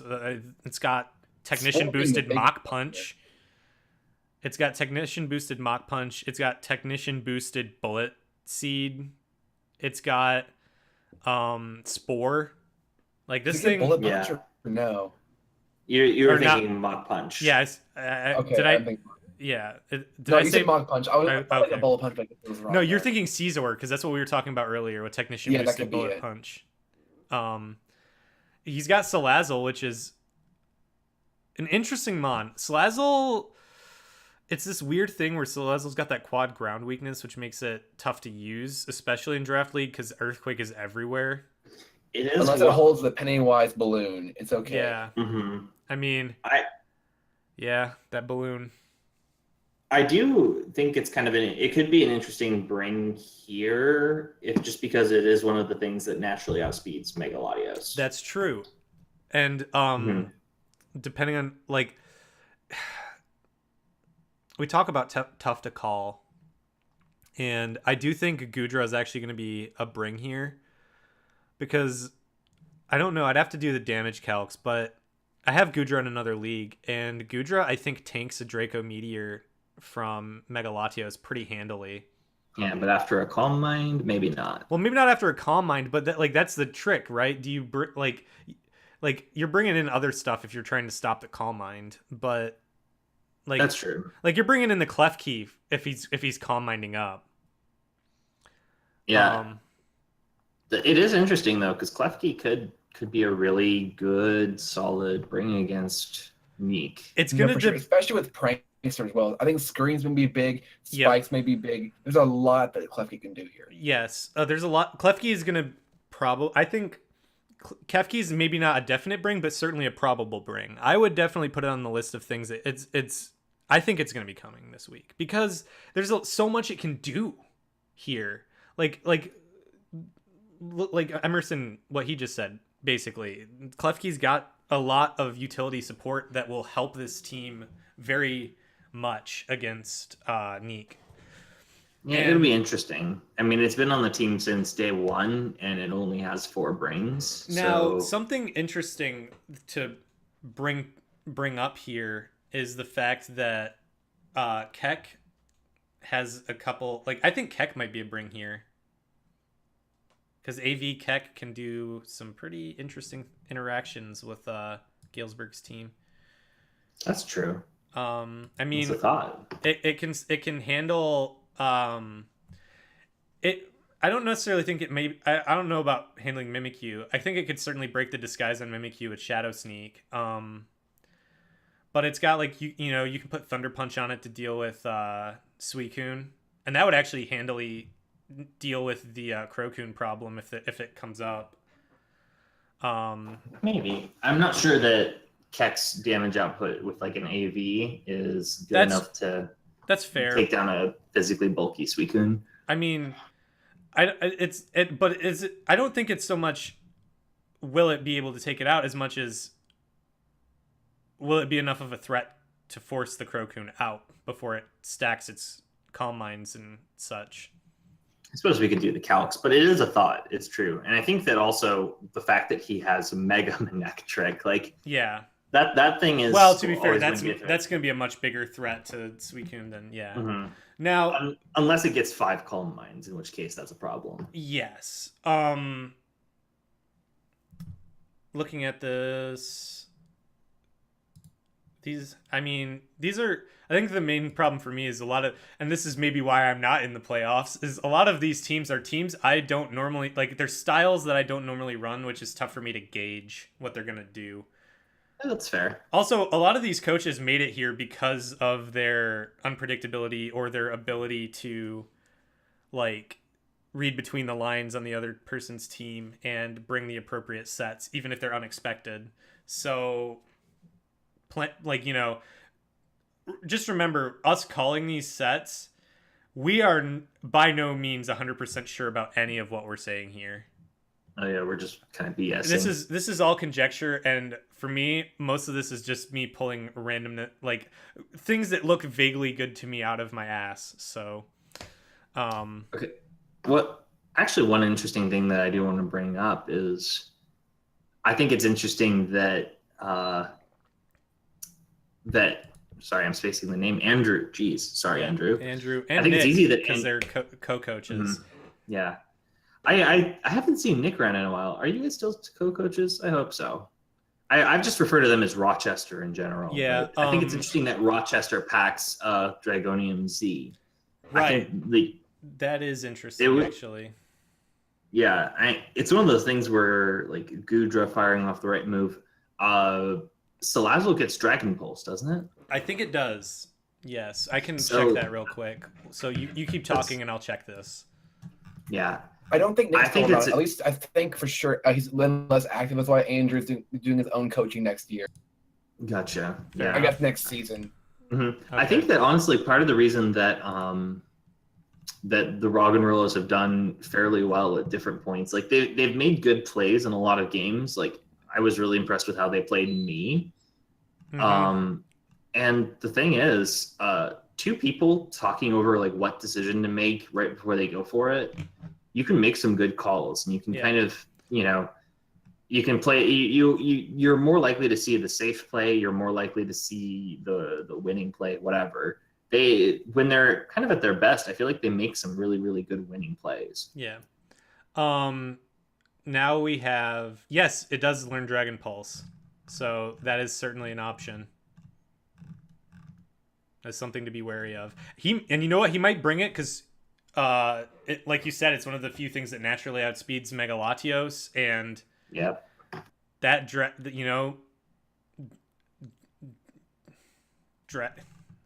Dragon Pulse. It's 85 base power, and this thing's got the power. 111 base special attack is not nothing. Oh no! And let's throw this in there. It gets Nasty Plot. Right, which is just. I mean, it's a fast mon with Nasty Plot, and honestly, if it has a Nasty Plot up, is there much in his team that stands up to it? I mean, Magmar maybe, obviously, but, like that Dragon Pulse, like Nasty Plot Dragon Pulse to Magmar is still gonna hit like a freight train. Oh yeah, even if it's Eevee, probably Nasty Plot like Sludge Wave probably would do more. Yeah, that's right. Sludge Wave would do more. I forgot that Sludge Wave hits that neutrally. Yeah, Sludge Wave. Well, that's the thing. It's got Sludge Wave, Fire Blast, and Dragon Pulse with Nasty Plot. That, I think, gets at least neutral coverage on everything on Galesburg's team. So, you know what? That might be the key here. If Salazzle can get one Nasty Plot up, that might be GG. Yep, unless Mimikyu still got its disguise. And even then, it's going to be... What does Mimikyu go for to Oko? Well... I mean, I think it's probably a Shadow Claw plus... Shadow Sneak might Oko it, but the thing is, if you can force Sneak to give up the disguise on his Mimikyu, I'm not necessarily sure that anyone has really done that outside of Santoro. Yeah, I certainly tried and failed miserably. Because that's the thing is that if he gets it in at the right time on an RK and goes for the Swords Dance, well, that's why I'm thinking Kecleon might be relevant here, because Kecleon has Shadow Sneak, and you do that shadows. It's true. And it can tank a shadow sneak in return. And that's all. And like once he gets that disguise down, like that is gonna possibly facilitate the nasty plot sweep. So I think that's why Kecleon is definitely. I don't know if it's even on the probable bring, but it's certainly not. It's certainly an outside bring. Like it's something that has viability here. Yep, I think that honestly, I really am excited about this match. I might be more excited about this match than I am about my own one, but maybe that's because I just dread having to play excessive. I'm excited about this match because like we have Galesburg facing one of the teams that beat it, one of the few teams that beat them, and so I want to see this rematch. I want to see like what they learned from that previous match and how they're going to adjust for that. So moving on from that match, we have Kansas City Kingdras coached by Clutch and the EC Gastrodons coached by Emerson. And so I guess we'll do a similar thing to what we did with the New York Clinks. Yeah, we'll basically what we'll do is Sam and I will talk out our asses about your team, and then you can just kind of interject here and there with like minor details, whatever you feel you can reveal without giving away the ghost. I wonder if Clutch will listen to this as he's like out planning evading the forest fires. Yeah, as he's out dodging the flames. Hopefully I know he's already built his team. He asked if I wanted to battle today, but I haven't even touched my team yet because I've been getting ready for classes tomorrow. So I have not built my team yet, but I will tell you kind of what I'm hoping to do. So we'll talk about EC's team last because it'll segue into our Mon of the Week. So we'll talk about KCK first a little bit here. Terrakion being the like thing that stands at the forefront for me a little bit. Although of course we have Reuniclus, Shaman. We have a good roster here. Yeah. And also we have our poor robbed of all-star status Kyurem. Hashtag Kyurem got snubbed. You have to say it once. It's a meme. We gotta do it. It's plus 11, same differential as Mimikyu and Megalodios with just a fewer kills. It's been a good bring for him. Has he brought it against ESG before? I don't know if he has or hasn't. I don't know. Yeah, I would have to go back and look at the replay. This is one where I'm also going to. I might just hand this to you, Cossack, to kind of talk out my ass about. Because, admittedly, I know some of what Clutch is bringing. Oh, okay, fair enough. All right, so, let me see here. I think this is another interesting matchup, especially just because these are two teams that have played each other twice. Yeah. Oh, yeah, that's right. Like, that's actually. If Clutch was here, what he would say is it's interesting prepping for a team for the third time. Yeah. Right. Well, it is an odd thing when you look at it. So let me see here. I got to pull up both these rosters so that I can get a good look at this. So yeah, look back and forth. Well, I think looking at these rosters, Mega Venusaur is definitely going to be something to watch out for. Not because, well, actually, no. Looking at this, no. It's maybe not as much this time because we've got Magmortar, we've got Mega Pidgeot, we've got things that deal well with Mega Venusaur. Does Magmortar really deal with Venusaur with thick fat? Oh, that's true. Wait. Mega Venusaur, that's right. That's what makes it so ridiculous. I'm forgetting that. Yeah. That's one of the problems with Mega Venusaur. I feel like. Well, that was the problem I had with Mega Venusaur. Yeah. Now, by that same token, though, he does have a lot of poison resist, or he's got like some decent poison resist, I should say, because I mean he's got Nidoqueen, which is good poison resist. He's got. You have a poison type. I was like, do I have a poison type? Oh yeah, a Venusaur. Yeah. Very important. Yeah. I'm gonna go ahead and Clutch. If you're watching this, you better prep hard for Armaldo. He's coming in hard. Harry's coming back for a vengeance. 100% guaranteed. Well, actually, Armaldo Revenge Tour. on the Revenge Tour. He's come to one match. That was week 4, I think. Empoleon 5 also against, Matt. resists poison. Is immune to poison. True. But does not resist Krook. It does not resist Krook, notably. Yes. But he does have Terrakion, which has this weird interplay with Krook, we'll say. Yeah, we had the week 1. The Chocolate Berry was prep for this Terrakion, which never actually happened. But that's okay. And now I can say this: fighting Silvally is an option. Okay, like I got it right this time. Definitely an option. Also, another thing to mention is Zangoose deals well with poison and also has close combat, which close combat from Zangoose can do a lot of damage to some things on this team. It can. If he nails Lucario on the switch in, that's gonna do a lot of damage. Cryogonal, it'll do a lot of damage. Regirock, it'll do a lot of damage. Crook, it'll do a lot. It hits a lot. So I think Zangoose might be a bring here because of the fact that close combat deals with a lot of things very well. The one thing I can't really touch is Magius though. Yep. That's true. Quick attack, close combat, Swords Dance, Protect, or maybe even Exeter. But I don't think maybe Pursuit on. I used to run Zangoose a lot in Gen 5, but yeah, it's been a while. Yeah, well, that's the thing. If he's bringing Zangoose, he's probably not bringing it for Miss Magius. Obviously, he'll have something for Miss Magius. I mean, he's got oh, does he? That's weird. Interesting. He's got options just because, anything from Terrakion will kill it. Realicus can probably outlast it. Silvally Dark, I think Silvally Dark probably be likely. Or Silvally Ghost. Silvally Dark or Ghost, I could see that happening, mainly because it also deals with a lot of your team pretty effectively.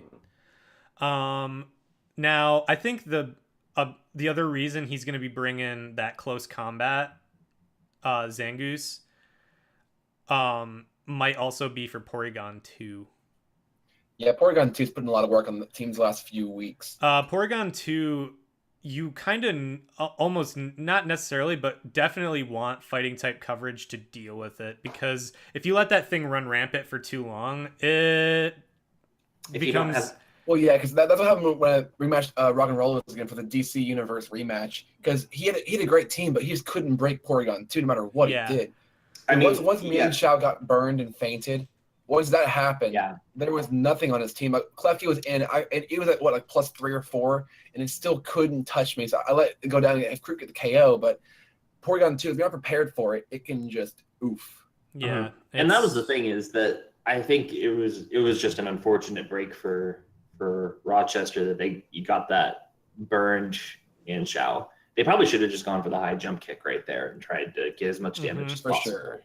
If you don't bring something that can do well over 50% I was surprised that he didn't 2, bring the Breloom against me. Yeah, that is kind of a surprise. Maybe it was just a Victini. He brought it last time in Victini. He had a whole set for anti-Victini with a Rock Tomb and a lot with that, but it should also be noted that this is Clutch we're talking about, so it's almost guaranteed that he's finely tuned and handcrafted each set. It goes without saying. I do my best to do that as well, but with time constraints, I haven't done well in the few matches. But because the first few weeks, I was all over that, getting speed by 1, being scored by 1 point and all that, and it's I need to kind of get back into that because it's just been I had 3 weeks of summer and now it's already over. I think another bring for KCK is Reuniclus. Other than that's always a bring for KCK. Yeah, but there's a reason for that. Reuniclus is for sure. It's a really solid mon. It's really good. Yeah, and I already have my 6 for him planned what he's gonna bring. I'm not gonna say it out loud, but I do have a good idea what he's gonna bring against me. Looking at this further, do you guys? Do you guys think that Belly Drum Azumarill might make an appearance here? I honestly don't, because I have brought T-Wave on. I'm pretty sure on Thundurus every single time. Yeah, that's right. I forgot. You like your T-Wave spam. I forgot about that. I love my T-Wave spam. But even with that, even if he doesn't have it off, I go into Venusaur. I mean, it can waterfall Venusaur, which at +6, I mean, I don't think it'd do too much. Because No. generally it's waterfall, Aqua Jet, Belly Drum, and what else? Normally, is it Facade? I haven't ever run a Zoomeril, but I Play mean, rough. especially when it's Play rough. paralyzed. Yeah, play rough. Yeah, play rough, but especially when it's paralyzed, coming in like because I do my team with spam, especially with Thunderous, the prankster on there, paralyze anything.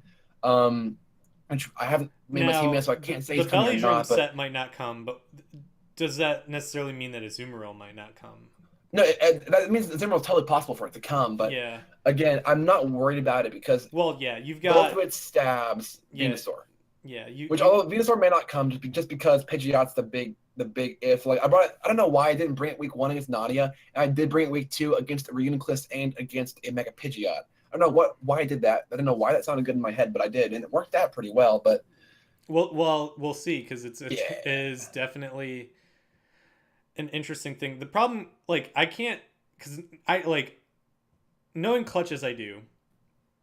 He's seen something that I certainly have not, and so I'm almost certain that I could predict what 6 he'll bring, and I will be completely wrong. Probably. Like, I'm gonna say 7 times out of 10, I'm gonna be wrong. No, you gotta make a guess right now because I think I remember some of what he's bringing. Okay, I want to see how close you are. I'll make a guess. I'm thinking Terrakion is a definite bring. It's too good not to bring, really.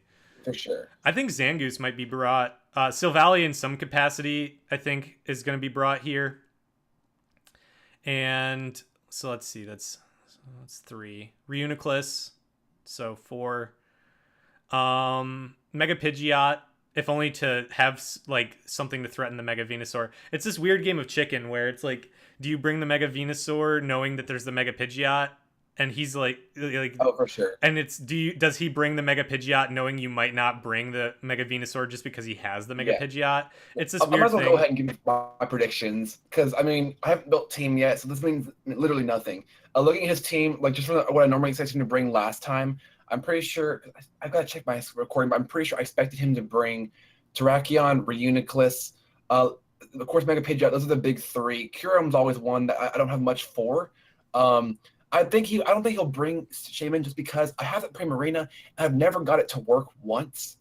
So I don't really see why he would bring Shaman. I don't think he'll bring Shaman either.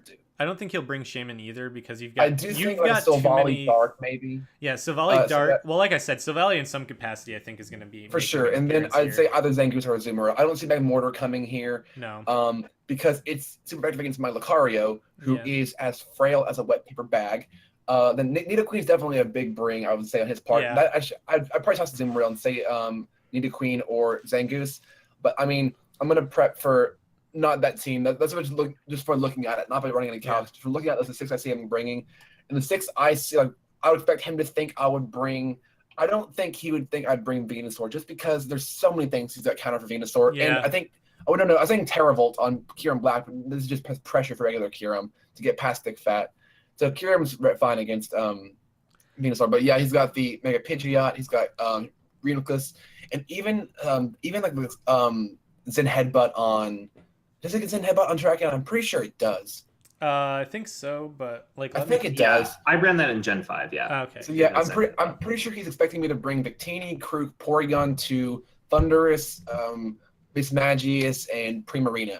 Although I want to get Primarina to work, I haven't had it run like successfully once in any match, unfortunately. But I know that pain. Cryogonal, most of my I wish team. Cryogonal. I thought Freeze Dry would do more Cryogonal on Kyurem. Doesn't do much to Kyurem.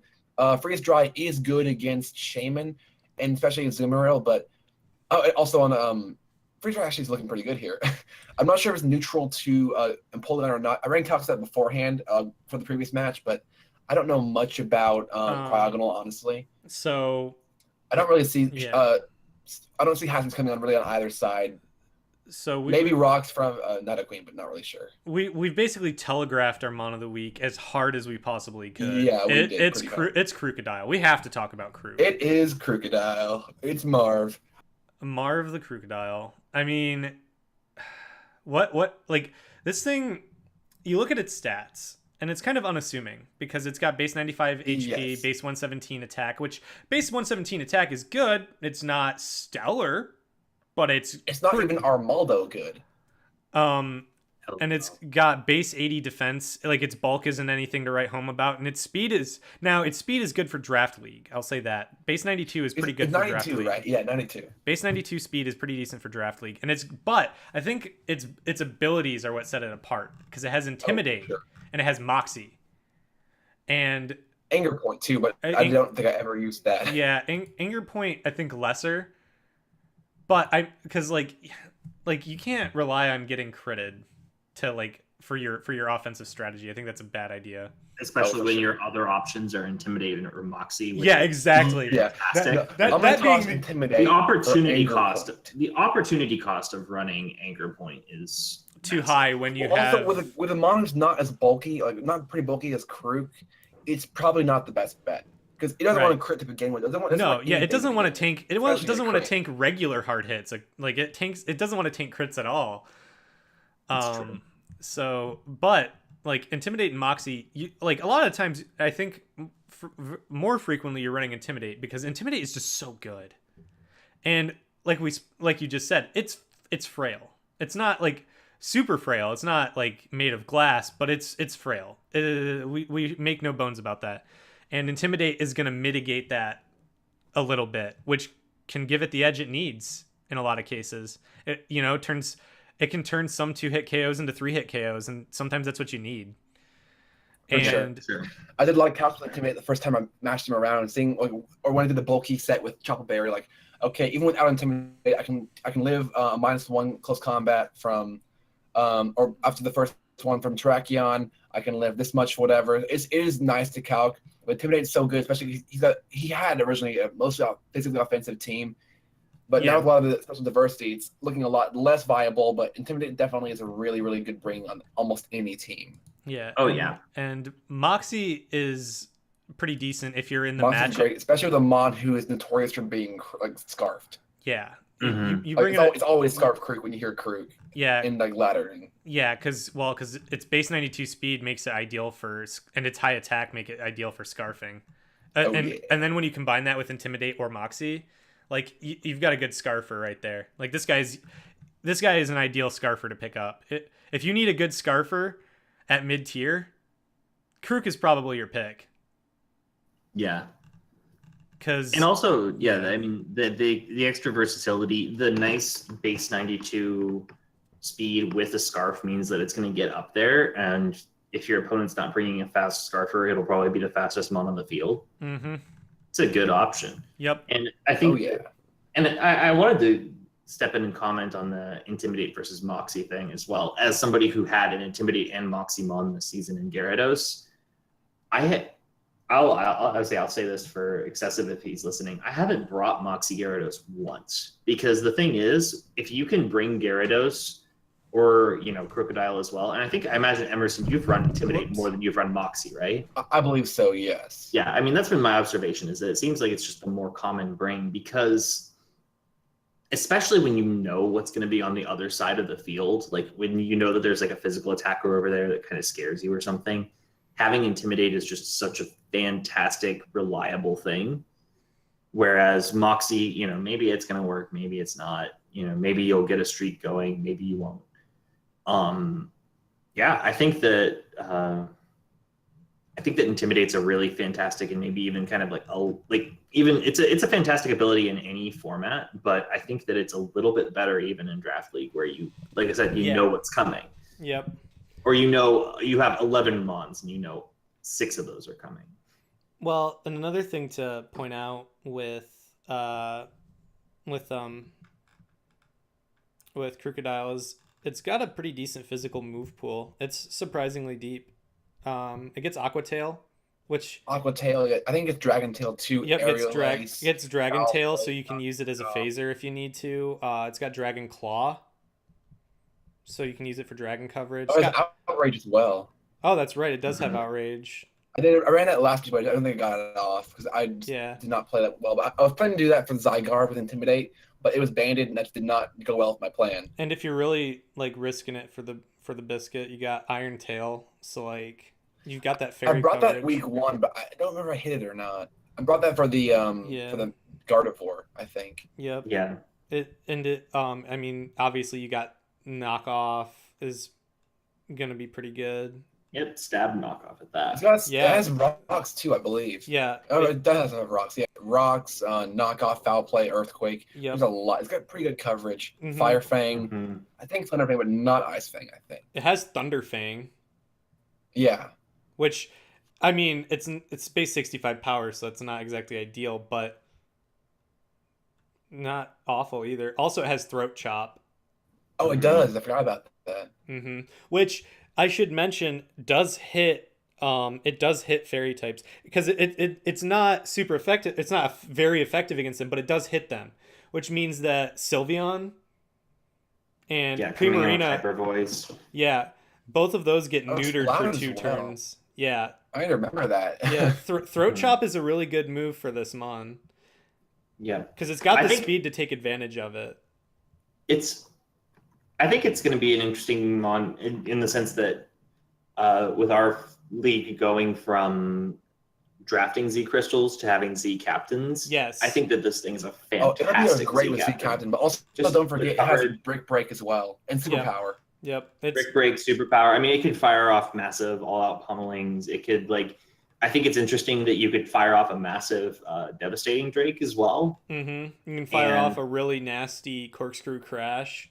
Yeah, with Iron Tail. I mean, it's just it's solid. There's a lot of things that are going on here that I really like with Krook. It's and I think that the fact that it has Intimidate means that it's freed up to run bulkier sets if you want to as well. Yeah. And then Emerson, you've done that.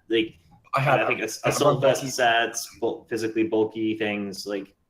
I've been really pleasantly surprised with how bulky and how versatile Krook is. For sure. Well, speaking of which, we're doing Krook as Mono Week because the regular season did wrap up in the World Draft League, and the number 1 spot for MVP did go to the Tier 3 Krookodile with 18 kills and 7 deaths. It was a 5-way tie with plus 11 differential. Although it had the highest kill numbers, it was placed number 1. Of course, trailing it are Mimikyu and Megalodios, both in Galesburg, which were great. And then, of course, Kyurem, vote for Kyurem, was number 4. And then Tornado's T from Oregon. So all 5 of the top 5 are from playoff finalists, or playoff contenders, I guess. Which is interesting that I didn't notice till now. If you're getting lots of kills, you're probably making playoffs. Well, actually, I guess the top 7 are all playoff users, playoff mons. Who's the first one on the board who isn't from a playoff? LA Chargebugs, Kyurem Black. Oh, but other than that, it goes back to Victini, Hydreigon, Terrakion. So other than that, so 9 of the top 10 are actually 10 of the top 11 are playoff mons. Interesting. With that one Kyurem Black in there. Yeah, but of course, because that thing is an offensive threat. There's no reason it wouldn't be top 10. Well, is there anything else that you guys want to say about Krookodile? Because it's currently occupying the top slot. I think Krookodile has stolen my heart. Krook is what you're looking for in when you're talking about Tier 3, because I think Krook kind of epitomizes what the ideal Tier 3 mon is. Because it's got flexibility, it's got utility, but there are mons that do those things much better than it does. But it's got a deep enough move pool that it works as glue. It's the ideal glue for most teams, if that makes sense. I think it's a good glue. I think it's also just really a solid ground type, and that's something you should be looking for. Sure. Yeah. Well, it's a solid, and it's a solid ground type. And between its two, it's got stab neutral coverage on just about the entire metagame, because ground and dark hits a lot of things neutrally. Yeah, for sure. So that's something else to keep in mind. And then with its ideal Z captain status, I not think just that, but also Z captain status with Intimidate and Moxie. That's going to be huge next season. I think whoever gets Marv is going to have a great time running him. Yeah, it's certainly on my list. I'll freely admit that. I'm not going to draft Krook next season. You can go ahead and mark me on that because he's fun. He's not 2 seasons worth of fun. Fair enough. I love Marv to death, but I am getting so sick of clicking Earthquake. I bring Marv as of course you can do some fun one-off defensive sets with Stealth Rock and Dragon Tail, and I think I did do Aqua Tail once or twice, Iron Tail once or twice. I can do some fun sets. Rock Slide, whatever else, Stone Edge. But he is pretty 2 or 3 note. He's not crazy diverse. And especially after all the kills I got with him, if he was underperforming, I might get him again. Like, oh well, he worked, but he worked so well. I had so much Marv in my team the entire season, so I don't want to do that again. So I want to have a new lead, a new Mon to fall in love with, but I can't run Marv again. Mm-hmm. He melted this man's heart of stone, but I can't bring him back. Yeah. So I think that about covers it for Krookodile. I mean, Yep. it's one of those mons where it's definitely and this kind of seems to be a running theme with a lot of the mons of the week that we talk about. It's borderline between the tiered sin and the tier above it. I don't think it's quite good enough to make tier 2, but it's definitely it's not tier 2 viable. Considering things in there, it's not on par with a lot of those. But it definitely is almost too powerful for tier 3. Yeah, it really is. It's borderline 2 pretty much, because I'd say even Lucario. I think Lucario deserves tier 2, but because I just think with tier 3, Crook would never get drafted because it's like tier 3 going up against Hydreigon, Halucha, Greninja, Gyarados, Gengar, Ferrothorn, Reuniclus, Well, like I said, Staraptor. Crook is one of the Crook epitomizes tier 3 because it does a lot of different. Oh yeah, it does a couple, like 2 or 3 different roles very, very well, but not the best. No, it's not the best thing it can do. Right. So other than pretty much Moxie Scarf Sweep if you're late game. Yeah, I think it's there's not much else I can do that, or at least for Scarf. You'd have to set up with like Salamence, but I can't make him work apparently. Yeah. All right. Well, that is going to cover it for this week. Next week we'll be talking about the playoff matches. Hopefully, I think those are starting. Yeah, hopefully. Hopefully they all go through without a hitch. We'll see. I mean, anything could happen. We can hope. So we'll can we do one more thing actually? Yeah, what is it? I just had this thought. If we should just go around to the 3 of us and say if you guys have a pick for championship. Oh, okay. I just want to see if we can get in. Do you want to go ahead and give us all of our match predictions for who's going to win each match? I think that'd be a fun thing to just go through that. Okay. All right. Fine. Well, I'll say okay. I think let me go to the playoff bracket so I can actually take a look at this and like kind of refresh my mind. I think between Oregon and Brooklyn, I think honestly it's going to be Oregon. Yeah, I think we should go match by match. I do pay Oregon to win this one as well, just because the matchup it has and just the advantage with the Jolteon above anything else. I do think Oregon's going to win that match. Although I'd love to see Santoro keep his streak alive, his comeback. Yeah, that would definitely be something. New York versus Detroit. That's a more awkward one to call. Not because of not because Sam's here, but because the actual team matchup. Because both, it all depends what hits the field. Yeah. Fair enough. And so I'm gonna give I think because Sam's got the more balanced core, I'm gonna give it to Sam. I'm gonna vote Sam here as well, just because I think the Heatran can do so much work here.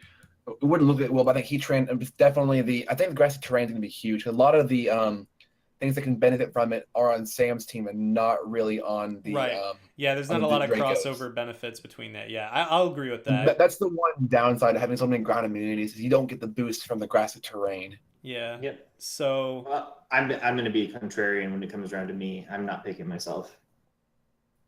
Have a little faith, buddy. The Clinks suck, LMAO. Oh my gosh. Well, the last time you said that, you went on a losing streak. Hey, I got some. I'm not superstitious like that. I'm only. He's turning into Lord of the Rings. Do not trust or hope. It is forsaken these lands. Yeah. So moving on to the Moon Conference, Galesburg versus Rochester. I'm gonna peg Rochester here, honestly. I'm gonna go against that. I'm gonna say Galesburg is gonna take this one. I think they've learned what they needed to learn from all the way.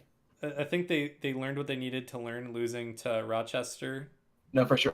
I think Galesburg is going to pull this one out, but I'm honestly, I am hoping, I'm going to go ahead and bet Rochester wins. Rochester has had a great comeback round later in the season, and they're on the momentum. I'm going to peg Rochester for the win here. I think Andrew can do it. Okay. What do you think, Sam? I could go either way on this one because here's the thing: is that I like Rochester's matchup with Galesburg. I really do. Like if I was picking one of these two teams to play, like if I had looked at the two teams and got to pick one that I would play against the other, I pick Rochester personally. Okay. But at the same time, I'm not really comfortable doing that in the sense that I don't want to sleep on Galesburg here. Like we've just talked about how everyone's been doing that all season. They play well. They make good, safe plays, and they have a team that is capable of making good, safe plays. So, I mean, it comes down to brains. I think I lean Rochester just because of the matchup, but this is still either way. Yeah. So those are our picks for the whole thing. We got one more to go. Oh, wait, sorry, never mind. Yeah, my bad. Yeah, we have Kansas City versus EC. Oh, that's awkward. Yeah. I'm gonna pick Kansas City because I know Clutch already prepped. He did a lot of prep. I have 12 hours of class in the next couple days, so I'm not gonna have a lot of time to prep. We're battling Wednesday, and it's Sunday night right now, breaking the fourth wall. So I've got a lot of class between now and then, and that's just one class. The other one's online, so that's kind of where it's like I have a lot of homework to do between now and then. I'm going to do all I can to prep. Because of course it's the playoffs. I'm going to give as long as I can to it. I think I do have a good matchup here, but I think he's got the better matchup just with the Pidgeot really throws a whole wrench in the I think that Mega Pidgeot. I think he has a better matchup here, and I'm going to peg him to win, but definitely this is a winnable match. Yeah. I'll actually go in that same camp where you certainly have a chance of winning this, but I'm going to put my money. I would put my money on Kansas City taking this one. Yeah, I would lean that way just a little bit as well. This is still even. And really, I'd say that that's more just because of, prep time and also just because of the matchup is honestly like, it's interesting. Well, it's an interesting matchup because Clutch's team has changed so much since the first week. Because he's done a lot to counter Victini and Krook. Those two ran rampant week 2. Yeah. Because as he drafted, he's like, okay, I'm gonna draft a water type, and 2 water types. Like, oh no, not water types. Like he definitely drafted his new draft helps his team his matchup against me a lot more. I don't see Normality MZ coming, and I don't see my Fire MZ coming, but I mean anything can happen. Yep, I think that that's still a toss up though. Oh, like I said. I mean, all of these are toss ups, right? Yeah. These are all toss-ups, and these are just our predictions based on what we've seen, how we've seen the coaches perform in the past, and what they've got on their plates in front of them. As you guys all know, we know literally nothing, so our predictions can all be wrong, and who whatever. But we'll get back together next week and talk. I think that the most reasonable thing to do at this point is probably just to say who your pick is for like the championship because we can't really theory mon for every matchup. So that's why I said for I predict Oregon and Clinks are going to win. That's why going against those two, I think I would peg Clinks to win that one. So I'm going to put Sam in the finals for the Sun Division, and for the Moon with Rochester and Kansas City. I'm going to go ahead and I'm going to peg – I think Kansas City is a better team for that one, the better matchup. So I'm going to bet Sam versus Clutch in the finale. And I'm going to leave it there. So what do you guys think? Who do you think is going to make it to the finale first? I think it's going to be – I think Clutch is going to make it to the finale. And honestly, I think Oregon's got a really good chance here. I'm going to say Oregon and Clutch in the championships. I'd say I have kind of an interesting thought. In Moon Conference, I think if Rochester makes it to the semifinals and KCK makes it to the semifinals, I think Clutch is in the finals.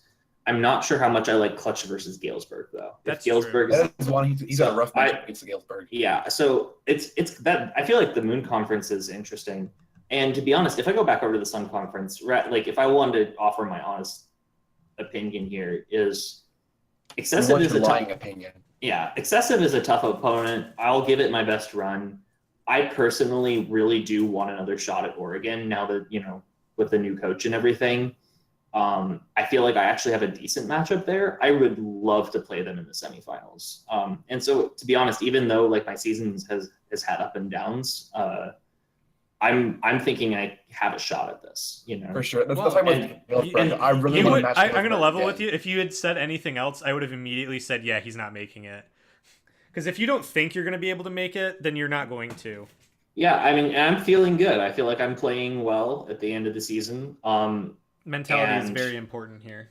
yeah, For sure. I'm gonna take my best shot at it here. You know, I would love to I rematch would. Galesburg in the semifinals as well. That's why I'm gonna give it all I can from this week against Clutch. I really want to battle Galesburg again because Mhm. I didn't prep Yeah. at all for Magmar, and that's what it came. That thing came, and that thing did work, and that was amazing for Neek to bring.